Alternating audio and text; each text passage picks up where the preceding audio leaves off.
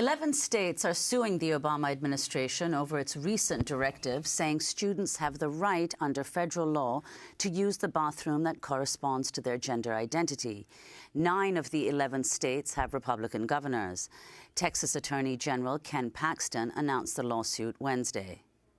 2 hours ago, the state of Texas filed a lawsuit against the U.S. Department of Education and the Department of Justice regarding their directives that open up all school bathrooms to people of both sexes.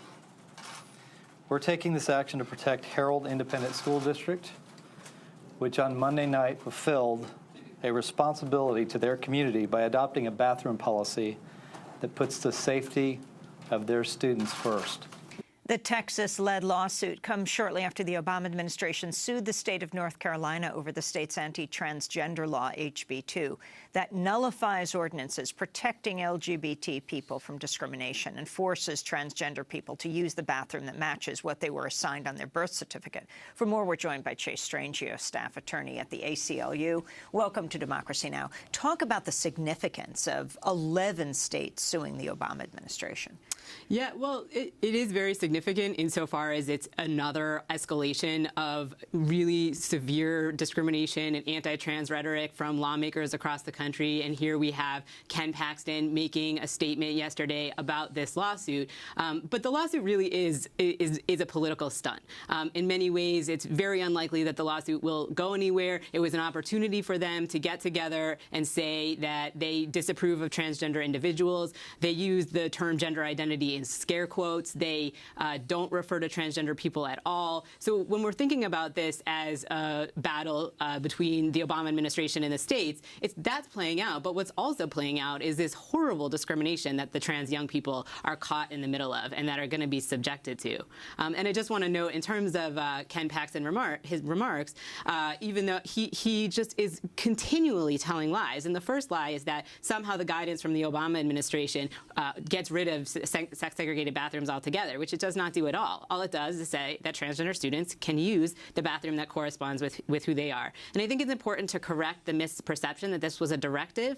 It wasn't a directive. It was guidance from the administration, and the guidance is non-binding, and it just lets schools know what it means to treat transgender students consistent with Title IX. And it was not binding, and it is not a directive. It is guidance, and it should be followed. In my opinion, it's the only possible interpretation of Title IX, but there have been many distortions around what it was and what it does.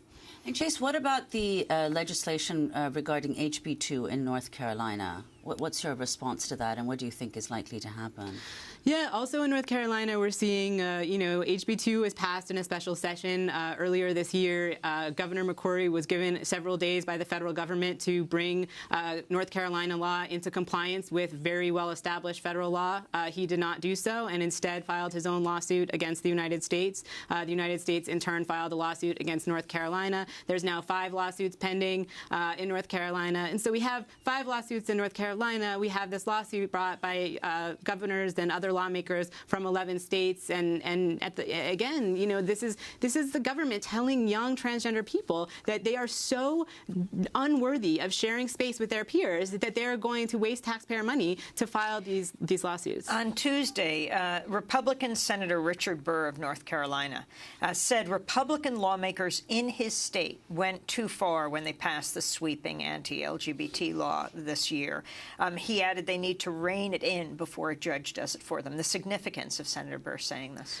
I think, for a while there, we were hearing reasonable responses from Republican lawmakers. Earlier in February, Governor Dugard of South Dakota vetoed a bill that would have been similar to HB 2, though narrower in scope, saying, we don't need to do this. This is a, solution in search of a problem. And I think over the last several months, we've seen things go very extreme in the wrong direction, but there are still lawmakers who are reasonable. Earlier this month, Attorney General Loretta Lynch announced the Justice Department had filed a complaint against the state of North Carolina over HB 2.